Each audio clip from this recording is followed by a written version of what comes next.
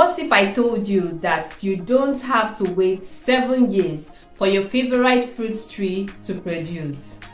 Do you know you could take the strength of a wild, disease-resistant tree and combine it with the delicious sweet fruit of a premium variety?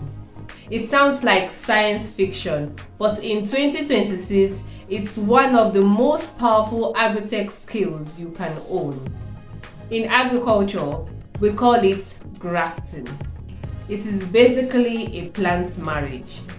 Today, we'll be showing you how grafting works and the step-by-step technique to master this skill so you can upgrade your fruit plants in a single day. Welcome to ChiJane Agritech, where we explore techniques and technologies in agriculture. If you are new to this channel, thank you for stopping by. Please like this video, share to somebody, and don't forget to subscribe. To graft successfully, you need 2 players. Number 1 player is the rootstock. This is the base. It's the plant with the roots. You need to choose a plant that is strong, good for your soil, and is resistant to pests. And the second player is the Scion. This is the guest. It's a small branch from a tree that already produces the high quality fruit you want. Our goal is to join them so perfectly that their veins, which is the cambium layer, fuses together to become one single tree. Grafting does not require expensive machinery, but you do need precision. To achieve this, you need some tools. Number 1 is a sharp knife. It must be sharp enough to make clean cuts. Number 2 is a pruning shear, also for cutting. Number 3 is a grafting tape, used to hold the union tight and keep moisture in. Number 4 is your sanitizer. It is used to disinfect tools such as knives and pruning shears to prevent the transmission of bacteria, viruses, and fungal spores between the rootstock and the Scion. Number 5 is the right timing. Most grafting is best done when the sap is starting to flow, but before the buds have fully opened. There are different types of grafting.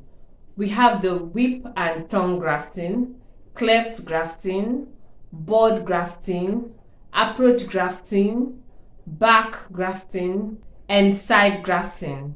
But today we'll be focusing on the cleft grafting, which is the most reliable for beginners. First step is to prepare the rootstock. Cut the top off your base plant and make a straight split down the center.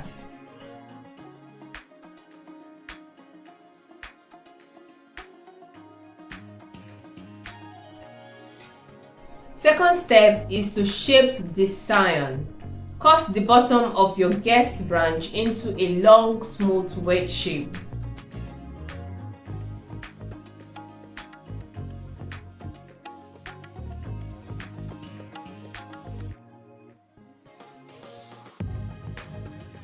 Step number 3 is the connection. This is when you slide the wedge into the split. It is important that the green skin, which is the cambium of the Scion, touches the green skin of the rootstock. If they don't touch, the marriage fails. Fourth step is sealing the deal.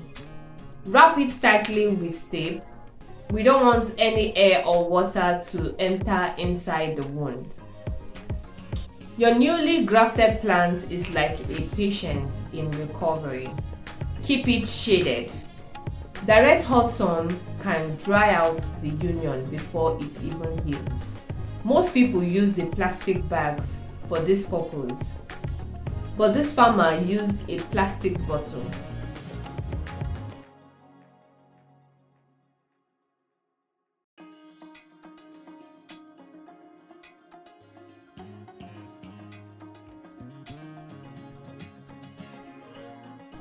Keep an eye on the buds. In 3 to 6 weeks, if you see any green leaves sprouting from the top part, congratulations, you've succeeded. And lastly, any sprouts coming from the bottom, that is the rootstock, must be cut off immediately. We want all the energy going to our new fruit variety. Grafting is one of those skills that separates the average farmer from the expert. It allows you to customize your farm and get results faster than nature intended. If you found this video useful, hit the like button and don't forget to subscribe. Thank you for watching. See you in my next video. Bye.